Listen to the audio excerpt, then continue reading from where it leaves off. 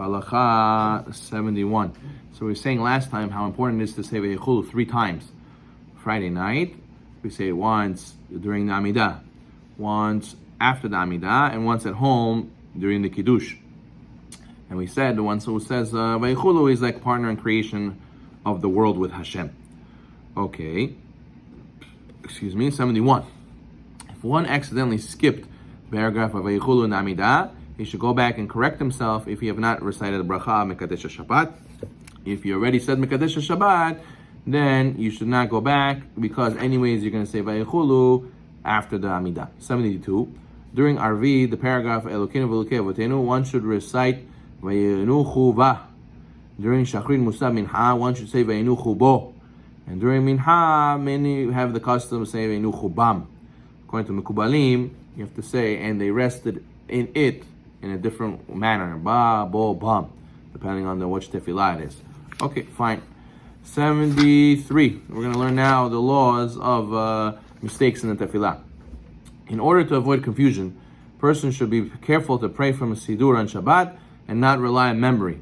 Some people say Amidah by heart, and if you say Amidah by heart Friday night, you might end up saying Hazar Shalom the weekday Amidah, because Amidah on Shabbat is different.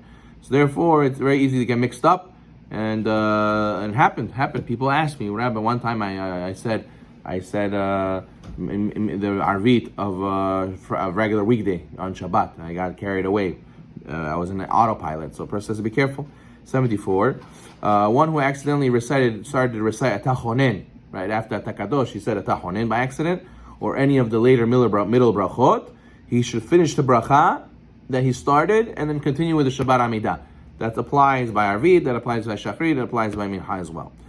75. If one accidentally recited a weekday Shmona Esrei on Shabbat and realizes his mistake once he started saying Ritzeh, then he should insert the words Elokeinu v'Elokei Avotenu Ritzenu Muhatenu Yom HaShabbat Hazeh in the place where Ya'aleh V'Yavo is normally recited. However, if he already passed Modim, then he must go back to the Shabbat bracha right after Atakadosh. You got to go all the way back to after Atakadosh. If you already finished the Amidah, we said a weekday Amidah, you gotta go and start the whole Amidah again. Okay?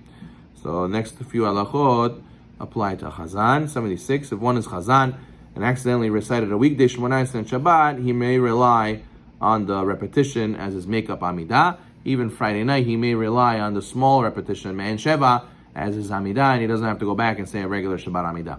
Okay, 77. A Chazan who accidentally began at Achonen during the repetition should stop in the middle of the bracha and return to the Shabbat bracha. Okay, 78.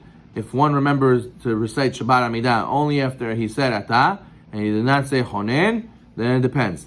If a person said Atah and he knew it was Shabbat and he was about to say Atah Chonen, then he's allowed to continue with Shabbat Amidah. However, if he did not remember Shabbat at all and he says Atah and he was about to say Chonen, then he must finish the bracha of Atah Chonen and only afterwards go back and start the Amidah of the Shabbat. Okay, fine. I want to go and we're going to maybe skip a little bit. We're going to skip a little bit to these halachot of mixing up. Let's go to Halacha 90. We're going to go to Halacha 90 now, page 122. The Vayechulu that is recited after the Amidah should be recited while standing, and preferably among the rest of the minyan. One who did not recite the Amidah in time, or one who's praying at home, you're allowed to say it alone, but preferably you should say Vayechulu together with everybody. If one is still reciting the Amidah, let's say your Amidah is very long, everybody else finished Amidah and you didn't finish yet. You're still reciting the Amidah when the minyan is reciting Vayechulu. You should not interrupt to say it together with the minyan. Rather, you're going to say it by yourself afterwards. 91. One who's in the middle of the Amidah and is about to say the paragraph of Vayechulu in his personal Amidah, then he could say it together with the minyan, because they're also saying Vayechulu after the Amidah. This fulfills those opinions that it should be said along with the minyan. After he finished the Amidah, he'll say Vayechulu by himself. What's the importance of saying Vayechulu with everybody together? Let's see the footnote. 122. Shulchan Aruch in Resh Samechet, the Mishnah Berurah says that Vayechulu should be recited while standing, because it's considered as if you're giving testimony that Hashem indeed created the world. So therefore the Mishnah Berurah says you should say it together with the tzibur, or you should say it together at least with one other person. How do you give testimony? According to Halacha, testimony has to be with minimum 2 people. So that's why you should always try to say it together with everybody else, or at least one other person. Sometimes you finish Amidah very late Friday night because you were taking longer than everybody else, and maybe there's another guy in the minyan that also took Amidah very long. So maybe you should go next to him after you finish Amidah. You go next to him and you say Vayechulu together next to each other. That way you fulfill the opinion that it has to be a testimony and it has to be together with two people. If one cannot find another person to recite it with, then he may recite it alone with the intention not to give testimony, but rather to be merely reading from the Torah. Nevertheless, the custom of Sephardim is not to be particular to specifically read Vayechulu along with another person. If you could, good. Therefore, Chazon Ovadia says one should not rush through his Amidah in order to be able to recite Vayechulu with the rest of the minyan. In any case, even according to Sfaradim, let's say you're praying alone, you're still going to say Vayechulu at home, but you should say Vayechulu while you're standing. Okay, good. 92. Some communities have the custom that the Chazan recites the words Yomi Shishi Vayechulu Hashem Haaretz V'chol Sevam. Okay, so they say Yom HaShishi before the parak of Vayechulu. Most people do not have this custom. Really, Yom HaShishi is the end of the previous pasuk before Vayechulu.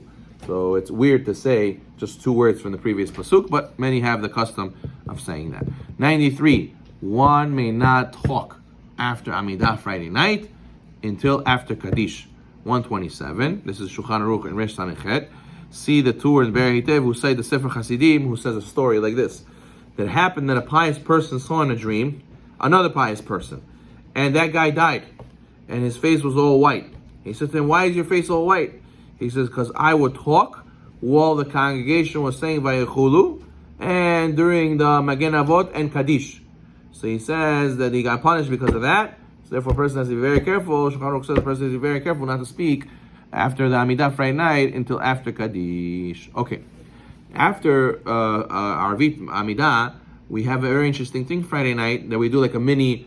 Okay, so it wasn't white. John, this means yellow. Fine, sorry. So his face was a different color, weird color. Now, when we have Friday night, right, we have a repetition of the Amidah. That's weird because usually Arvit there's no repetition, right? So Friday night we have a repetition. The sages instituted we have a repetition Friday night after the Arvit. Why? 94. The Chachamim formulated an abridged version of the 7 brachot of the Arvit, Shabbat Amidah, to be said by the Chazan after the quiet Amidah. And that's called Me'en Sheva. Me'en Sheva means like the 7, which means it's a repetition that includes parts of the 7 blessings of the Amidah Friday night. So in the days of the Talmud, the synagogues were situated in the fields outside the city, which posed a danger for people who came late, and they needed extra time to finish praying alone after everyone left. Therefore, the Chachamim slightly lengthened the prayers in order to give everybody time to conclude praying together and be able to walk back together home. Even though this reasoning does not apply nowadays, since our synagogues are situated in well-populated areas, so there was a problem if they go home alone, nothing's going to happen to them. Nevertheless, the requirement to recite Me'en Sheva remains in place. So you see, once the sages made a decree, we have to keep it. Just like Chalav Yisrael, right? Even though we have FDA today, that regulates that there's no non-kosher milk in it, just like we have 2-day Yom Tov, even though we know really what the schedule is and what the calendar is, we still have to keep it because that's our minhag. Just like we don't take medicine on Shabbat, even though nobody crushes the herbs today to make medicines, everything's in pill form already. There's many, many different halachot that we keep, even though the reasoning seemingly doesn't apply. Once the Chachamim decreed, we cannot undo it, because if we start undoing what the sages say previous generations, then there's no limit. Then we'll change the whole religion. We'll start throwing out all the things the Chachamim said. Chaz v'shalom. So therefore, we got to give kavod and respect, and we keep what our sages decreed, even though it doesn't apply anymore. And that's the repetition of the Amidah after the Arvit. 95. The bracha of Me'en Sheva may only be recited in a minyan and by the Chazan, and not when praying alone or by the congregants. Some communities have the custom to recite out loud the last few words of every sentence with the Chazan. However, there is no obligation to do so. So let's say you're praying at home alone, you don't do Me'en Sheva. Or let's say you're praying not in a shul, right? We're going to learn soon that let's say you pray in a minyan in a restaurant, right? So we go to a restaurant and we want to pray services over there, so it's not a formal shul, and the sages only instituted that you do Me'en Sheva, according to Rav Ovadia, you only do Me'en Sheva in the shul. And since you're not praying in a shul, you're praying in a restaurant, so then you don't say Me'en Sheva either, and if you do, it's blessings in vain. So therefore you see that this is specifically by a synagogue and not by any place that you make a minyan.